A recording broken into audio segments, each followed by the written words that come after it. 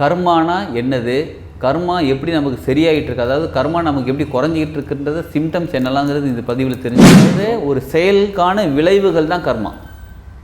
சரிங்களா? அதாவது ஒரு எண்ணம் உருவானாலும் சரி, ஒரு வார்த்தை சொன்னாலும் சரி, ஒரு செயல் சொன்னாலும் சரி, அந்த செயலுக்கான விளைவு தான் கர்மா. இல்லைங்க எங்கள் வாழ்க்கை அப்படிலாம் இல்லைங்க, நான் ரொம்ப கஷ்டப்பட்டுட்டு இருக்கேங்க. நீங்கள் சொல்கிறதெல்லாம் ஓகே, அது எப்பயோ யாருக்காவது நடந்திருக்கலாம், ஆனால் என் வாழ்க்கையில் இன்னமும் கஷ்டமாக இருக்குன்னு நினைக்கிறீங்களா? அப்படின்னு என்ன தெரியுமா, செய்ய நிச்சயமாக கொஞ்சம் கொஞ்சமாக அதுக்கு தகுந்த கர்மா டெலீட் ஆகி உங்கள் வாழ்க்கை மலர ஆரம்பிக்கும். வாழ்க வளமுடன். Healing hands education healing centre தங்கள் அன்புடன் வரவேற்கிறது. கர்மத்தால் உருவானது தர்மத்தால் சரியாகும். ஆமாங்க, கர்மானா என்னது, கர்மா எப்படி நமக்கு சரியாகிட்டு இருக்கு, அதாவது கர்மா நமக்கு எப்படி குறைஞ்சிக்கிட்டு இருக்குன்றது சிம்டம்ஸ் என்னலாங்கிறது இந்த பதிவில் தெரிஞ்சுக்க போகிறோம்.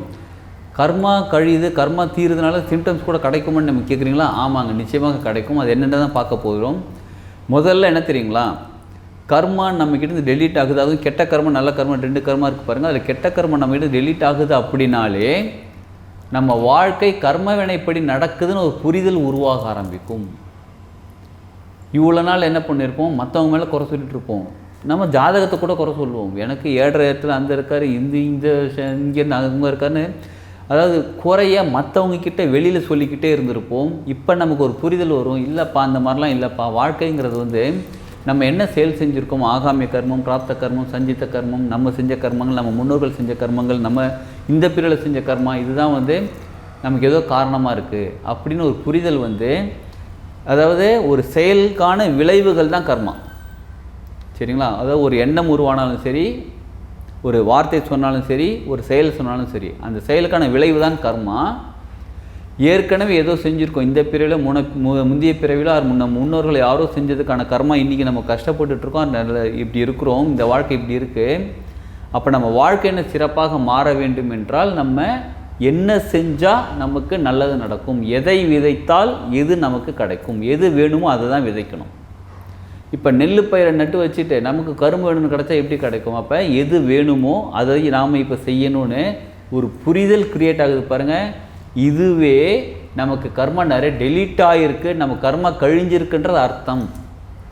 ஏன்னா பலருக்கும் இந்த புரிதலே வர மாட்டேங்குது. இன்னமும் மற்றவங்களை குறை சொல்லிட்டு இருக்காங்க. கர்மானா என்ன தெரியுமோ, மற்றவங்க போட்டு படுத்தி எடுக்கிறாங்க, இந்த மாதிரி தான் சொல்லிட்டு இருக்காங்களோ தவிர நம்ம செஞ்சதுக்கான செயல் விளைவுகள் தான் நடந்துகிட்டு இருக்கு, நம்ம சொன்னதுக்கான விளைவுகள் தான் நடந்துகிட்டு இருக்கு. அதுவும் பிரபஞ்சம் சாதாரணமாக கிடையாதுங்க. நம்ம இப்போ ஒரு இன்வெஸ்ட்மெண்ட் பண்ணுறோம், ஒரு 1 கோடி ரூபாய் இன்வெஸ்ட் பண்ணுறோம் அப்படின்னா ஒரு 10%, 20%, 10% இன்ட்ரெஸ்ட்டு, 8% இன்ட்ரெஸ்ட், இந்த மாதிரி பேங்க் இன்ட்ரெஸ்ட் இவ்வளோ தான் கணக்கு பண்ணிட்டுருக்கோம். ஆனால் பிரபஞ்சத்தோட இன்ட்ரெஸ்ட் அப்படி கிடையாது. நீங்கள் ஒரு மாங்கோட்டையை நட்டு வைக்கிறீங்க, கொஞ்ச நாள் அந்த தண்ணி ஊற்றி பாதுகாப்பாக வளர்க்குறீங்க. அது சில வருடங்களுக்கு பிறகு அதில் எத்தனை மா இலை, எத்தனை மாம்பூ, எத்தனை மாங்காய், எத்தனை மாவுடு, எத்தனை மாம்பழம், எத்தனை தலைமுறைகளுக்கு அது பயன்படுகிறது, எத்தனை பேர் அதில் சாப்பிட்றாங்க, எத்தனை உயிரினங்கள் அதில் வாழ்கிறாங்க, எத்தனை பறவைகள் அதில் கூடு கட்டி வாழ்கிறாங்க. அந்த மரம் எல்லாம் முடிஞ்ச பிறகும் அதுக்கப்புறம் அந்த மர பலகையை கட் பண்ணி எத்தனை வீட்டுக்கு கதவாக போடுறாங்க, எத்தனை வீட்டுக்கு ஜன்னலாக போடுறாங்க, எத்தனை டேபிளாக இருக்குது, அது எத்தனை வருஷம் இருக்குன்னு யாராலையும் கணக்கு பண்ணி சொல்ல முடியுமா? இந்த மரம் இப்போ யாராவது கணக்கு பண்ணி சொல்ல முடியும்? யாராலையும் கணக்கு பண்ணி சொல்ல முடியாது பாருங்கள். நம்ம என்ன பண்ணோம், ஒரே ஒரு மாங்கொட்டையை தான் நட்டு வச்சோம். இவ்வளோ பிரம்மாண்டமான இவ்வளோ பெரிய விஷயங்கள் நமக்கு நடந்துகிட்டு இருக்குது பார்த்தீங்களா? நம்ம வாழ்க்கையில் நமக்கு மட்டும் இல்லைங்க, நம்ம அடுத்தடுத்தவங்களுக்கு மற்றவங்க எத்தனை பேருக்கு உதவியாக இருக்குது. அதுதாங்க பிரபஞ்சத்தோட கணக்கு. அப்போ கர்மாங்கிறது நம்ம ஒரு நல்லது செஞ்சாலும் இந்த அளவுக்கு இருக்கும், ஒரு நல்லது இல்லாத விஷயம் செஞ்சாலும் அந்த அளவுக்கு நடக்கும். ஏற்கனவே ஏதோ செஞ்ச விஷயத்துக்காக தான் இப்போ அனுபவித்து முடிச்சிட்டோம். இப்போ நமக்கு புரிதல் வந்துருச்சு, எல்லாமே கர்மா கணக்குப்படி நடந்துகிட்டுன்னு புரிஞ்சிருச்சு. அதுக்கப்புறம் இனிமேல் என்ன செய்யணுன்றது தெரிஞ்சிடுச்சு, அதை மட்டும்தான் செய்ய ஆரம்பிப்போம். இதுவே நமக்கு பெரிய நல்ல விஷயம்தான். கர்மா கழிஞ்சிருச்சுன்றதுக்கு அர்த்தம். அடுத்தது ரொம்ப முக்கியமான விஷயம் என்ன தெரியுங்களா, நம்ம உணவு வைப்போம், ஒரு நாய்க்கு வைப்போம், நம்ம போய் வச்சோன்னா அப்படி நம்மளை ஒரு முறைச்சி அதை பட்டு ஓடி போய்டும். நம்ம பறவைகளுக்கு உணவு வைப்போம், ஒரு பறவை வரமாட்டாங்க. எறும்புக்கு போய் நான் ஸ்வீட் எதாவது வச்சா கூட எறும்பு வரமாட்டாங்க. என்னடா அது நம்ம வச்சா மட்டும், இதே யாராவது வந்தால் வச்சா. நம்ம செடி போய் வைப்போம், பட்டு போயிடும். புதுசாக நம்ம செடி வாங்கி வைப்போம், பட்டு போயிடும். இதெல்லாம் ஏற்கனவே நடந்தது. இப்போ எப்படி திரும்ப மாறும், அதாவது கர்மா கழிஞ்ச பிறகு எப்படி திரும்ப மாறும், நம்ம புதுசாக செடி வைப்போம், சூப்பராக தழை சூப்பராக வளர ஆரம்பிக்கும்.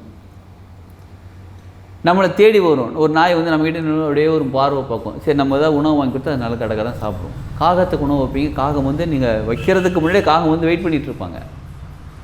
அப்படியே எப்படா சாப்பிடலாம் வெயிட் பண்ணிட்டு இருப்பாங்க. நீங்கள் வச்சுட்டு அந்த பக்கம் யாராவது சாப்பிட்ருவாங்க. குருவிகள், உணவுகள், இந்த மாதிரி பல விலங்கினங்கள், உயிரினங்கள் இருக்குது பாருங்கள்.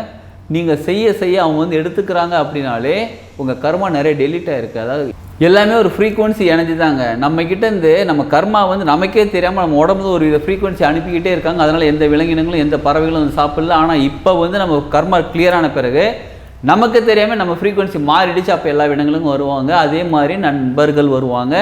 உங்ககிட்ட நிறைய பேர் தேடி உதவி கேட்டு வருவாங்க. அது உங்களுக்கு உதவி செய்ய வருவாங்க. உங்களை பார்த்து எல்லாருமே சந்தோஷமாக ஜாலியாக பேச ஆரம்பிப்பாங்க. நம்ம நினைப்போம் நம்ம உறவினர்கள் தாங்க, வீட்டில் இல்லைங்க, ஃப்ரெண்ட்ஸு கூட யாருமே நம்ம மதிக்க மாட்டேன்றாங்க. அப்போ கர்மா நிறையா இருக்கும்போது, இப்போ கர்மா கழிஞ்சிருச்சா நம்ம ஃப்ரெண்ட்ஸ் நம்மளை தேடி வருவாங்க. புதுசாக ஃப்ரெண்ட்ஸ் கிடைப்பாங்க. நம்ம ஃப்ரீக்குவன்சி மாறுதா, புதிய நண்பர்கள் வருவாங்க. நமக்கு நல்லது செய்கிறதுக்காக நிறைய பேர் கூட வந்து சேருவாங்க. நமக்கு நிறைய நல்லது செய்ய ஆரம்பிப்பாங்க. சில சமயங்களில் நம்ம பொருளாதாரமோ இல்லை அவங்களுக்கு உதவி செய்ய வேண்டியது இருக்கும், நிச்சயமாக கிடைக்கும். ஆனால் இவ்வளோ நாள் வராதவங்க இப்போ வந்து தேடி வருவாங்க. இவ்வளோ நாள் வராத வாழ்க்கையில் முன்னேற்றங்கள் இப்போ தேடி வர ஆரம்பிப்பாங்க. தானாக வழிகள் கிடைக்க ஆரம்பிக்கும், தானாக வழிகள் பிறக்க ஆரம்பிக்கும். நமக்கு இது வந்து ஓகே, இது நம்ம வாழ்க்கை டெவலப் பண்ணிக்கிறதுக்கான வழி நமக்கு புரிதல்கள் வரும் பாருங்கள். அதுவே நம்ம கர்மா கழிஞ்சிச்சுன்னு தான் அர்த்தம். கழிஞ்சிக்கிட்டே இருக்குது. அப்போ இன்னும் எவ்வளோதாங்க கர்மா தெரியலையே, யாருக்கு எவ்வளோ கர்மா இருக்குன்னு தெரியலையே. அப்போ கழிய சரியாக கர்மா டெலிட் ஆக நமக்கு நிறைய நல்ல விஷயங்கள் நடந்துக்கிட்டு இருக்குது இப்போ வாழ்க்கையில். இல்லைங்க எங்கள் வாழ்க்கை அப்படிலாம் இல்லைங்க, நான் ரொம்ப கஷ்டப்பட்டுட்டு இருக்கேங்க. நீங்கள் சொல்கிறதெல்லாம் ஓகே, அது எப்போயோ யாருக்காவது நடந்திருக்கலாம். ஆனால் என் வாழ்க்கையில் இன்னமும் கஷ்டமாக இருக்குன்னு நினைக்கிறீங்களா? அப்படின்னு என்ன தெரியுமா அர்த்தம்? நீங்கள் ஏற்கனவே செஞ்ச கர்மாவோ, இல்லை உங்கள் முன்னோர்கள், உங்கள் அப்பா அம்மா, உங்கள் தாத்தா பாட்டி யாரோ செஞ்ச கர்மாவோ, இல்லை இந்த பிறகு செஞ்ச கர்மாவோ இது உங்களை பாதிச்சுக்கிட்டு இருக்குன்னு அர்த்தம். இந்த கர்மாவை எப்படி கிளியர் பண்ணுறது அப்படின்னா, ஏற்கனவே ஆரம்பத்திலே சொன்னோம் பாருங்கள், கர்மத்தால் வருவது தர்மத்தால் சரியாகும். நீங்கள் தர்மம் செய்ய மட்டும்தான் இது சரியாகும். எதை தர்மமாக கொடுக்கறது முதல்ல நல்லா கேட்டுக்கோங்க. நான் தானத்தால் சரியாகும்னு சொல்லலை. தானம் வேறு, தர்மம் வேறு. தான தர்மத்தோடு இருக்கணும்னு வாழ்கிறதுங்கிறது, தானம்ங்கிறது நம்ம கொடுக்கறது. தர்மம்ங்கிறது எதை செய்தால் என்ன விளைவுகள் நமக்கு ஏற்படும் தெளிவாக தெரிஞ்சு அந்த செயல்களை செய்கிறது தான் தர்மம். இப்போ ரோட்டில் டிராஃபிக்கில் போயிட்டுருக்கோம், ஒரு சிக்னல் போட்டிருக்காங்க. அங்கே தர்மம் எது, அங்கே இருக்கக்கூடிய நிலைமை எது? ரெட் சிக்னல் இருக்கும்போது நம்ம வெயிட் பண்ணணும், க்ரீன் சிக்னல் இருக்கும்போது நம்ம கிராஸ் பண்ணணும்னு நமக்கு தெளிவாக தெரியும். ஆனால் நம்ம அர்ஜென்ட் அவசரத்தில் போலீஸ்காரங்க யாரும் இல்லைன்னு சொல்லி கடகடன்னு பார்த்துட்டு அப்படியே நம்ம ஓடுறோம் பாருங்கள். இதுவே அங்கே ஒரு கர்மா க்ரியேட் ஆகுது. அது என்னங்க ரோட்டில் போகிறது கூட எஸ் கர்மானா ரொம்ப பெரிய விஷயம்லாம் கிடையாதுங்க. சின்ன விஷயங்களும் கர்மா உருவாகுது. நீங்கள் யாராவது நல்லா இருக்கணும்னு நினச்சா அது ஒரு கர்மா. யாராவது நல்லா இருக்கணும் அவன் மட்டும் எப்படி தெரியுமா வாழ்க்கையில் அப்படின்னு நீங்கள் பொறாமப்படுறீங்க பாருங்கள், அதுவும் உங்கள் கர்மாவில் ஆட் ஆகிட்டே இருக்கும். அதாவது உங்களுடைய எண்ணங்கள், சிந்தனைகள், சொல், செயல் எல்லாமே வந்து புதுசாக ஒரு ஃப்ரீக்குவன்சி, ஒரு வைப்ரேஷனை க்ரியேட் பண்ணி உங்களுக்கு கர்மாவாக ஆட் ஆகிட்டே வந்துக்கிட்டு இருக்குது.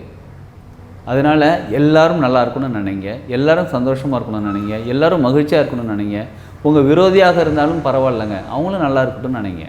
உங்களை பார்த்து பொறாமப்படுறவங்க, உங்களை பார்த்து கண்ணு வைக்கிறவங்க பரவாயில்ல, அவங்களும் நல்லா இருக்கட்டும்னு நினைங்க. யாராக இருந்தால் எல்லோரும் நல்லா இருக்கட்டும்னு முதல்ல நினைக்க ஆரம்பிங்க. அப்போ கர்மா வந்து தானாக டெலிட் ஆகும். நான் இன்னிலேருந்து நினைக்க ஆரம்பித்தாங்க நாளை காலையில் சரியாயிடுமான்னு அப்படி கிடையாது. எத்தனையோ வருஷமாக, எத்தனையோ பல வருடங்களாக சேர்த்து வச்ச கர்மா இப்போ அனுபவிச்சுட்ருக்கோம். அப்போ இப்போ செய்ய நிச்சயமாக கொஞ்சமாக அதுக்கு தகுந்த கர்மா டெலிட் ஆகி உங்கள் வாழ்க்கை மலர ஆரம்பிக்கும். அதனால் கர்மாவை பற்றி நீங்கள் ரொம்ப பயப்படவும் வேண்டாம், யோசிக்கவும் வேண்டாம்.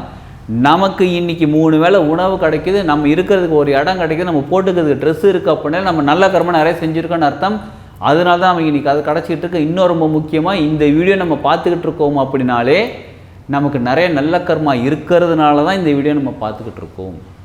நீங்கள் டெஸ்ட் பண்ணி பாருங்கள். இந்த வீடியோ லிங்க் இருக்குது பாருங்கள், இதை எல்லாருக்குமே அனுப்புங்க. உங்கள் ஃப்ரெண்ட்ஸு, ஃபேமிலி மெம்பர்ஸ் எல்லாருக்குமே அனுப்புங்க, ஷேர் பண்ணுங்கள். யாருக்கு கர்மா நல்லா டெலிட் ஆகிருக்கோ அவங்க மட்டும்தான் இந்த வீடியோ பார்க்க முடியும். இது சேலஞ்சாக கூட பண்ணுறேங்க, செஞ்சு பாருங்களேன். இதை எக்ஸ்பீரியன்ஸ் பண்ணி பாருங்கள். எக்ஸ்பீரியன்ஸ் பண்ணிவிட்டு நீங்களே வந்து நம்ம கமெண்டில் கொடுப்பீங்க, ஆமாங்க நான் இதை அனுப்புனேன், 50 பேருக்கு அனுப்புனேன், 500 பேருக்கு அனுப்புனேன், 10 பேர் தான் பார்த்தாங்க, 20 பேர் தான் பார்த்தாங்க, மிச்ச பேர் பார்க்க டைம் இருக்கும். அவங்க யூடியூப்பில் வேறு ஏதோ பார்த்துட்டு இருப்பாங்க, படம் பார்த்துட்டு எதனாலும் பார்ப்பாங்க, டைம் இல்லாமல் கிடையாது. ஆனால் இந்த வீடியோவை பார்க்குறது கர்மா கிளியர் ஆகிறவங்க மட்டும்தான் பார்க்க முடியும். யாருக்கெல்லாம் இனிமேல் கர்மா கிளியர் ஆகணுமோ அவங்களால மட்டும்தான் இந்த வீடியோ பார்க்க முடியும். நம்ம இருக்கக்கூடிய கர்மா, இன்னும் இருக்கக்கூடிய கர்மா டெலீட் பண்ணுறதுக்கு தர்மத்தோடு வாழ ஆரம்பிப்போம். நிச்சயமாக நம்ம வாழ்க்கை கர்மா கழிஞ்சு சூப்பராக மாற ஆரம்பிப்போம். நல்ல கர்மா சூப்பராக ஆக்டிவேட் ஆகி நிறைய விஷயங்கள் நமக்குள்ளே ரொம்ப பொங்கி சிறப்பான வாழ்க்கை வாழ ஆரம்பிப்போம். வாழ்க வளமுடன்.